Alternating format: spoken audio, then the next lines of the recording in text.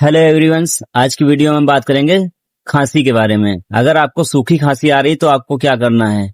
जी हाँ दोस्तों, अगर आपको सूखी खांसी आ रही तो आपको कोडिस्टार डीएक्स सिरप का इस्तेमाल करना है। जैसा कि मौसम बदल रहा है, सर्दी आने वाली है, तो आम सर्दी में खांसी आना आम बात होती है। सर्दी खांसी तो बनी रहती है। जी हाँ दोस्तों, इसे इस्तेमाल कैसे करना है। सुबह दोपहर शाम 3 टाइम आपको 5 ml सिरप लेना है और ये शुगर फ्री होती है, इसमें कोई साइड इफेक्ट नहीं होता है। और बात करें इसके साल्ट के बारे में तो डेक्सामेथासोन और इसमें क्लोरामाइन होती है, जो कि सूखी खांसी में इस्तेमाल किया जाता है। और अगर गीली खांसी आ रही है, मतलब बलगमदार आ रही है या फिर खराश वाली आ रही है, उसके लिए हम अलग से वीडियो बना देंगे। आप हमारे चैनल को सब्सक्राइब करें ताकि कोई भी वीडियो मिस ना हो, और वीडियो को लाइक करें, चैनल को सब्सक्राइब कर लें।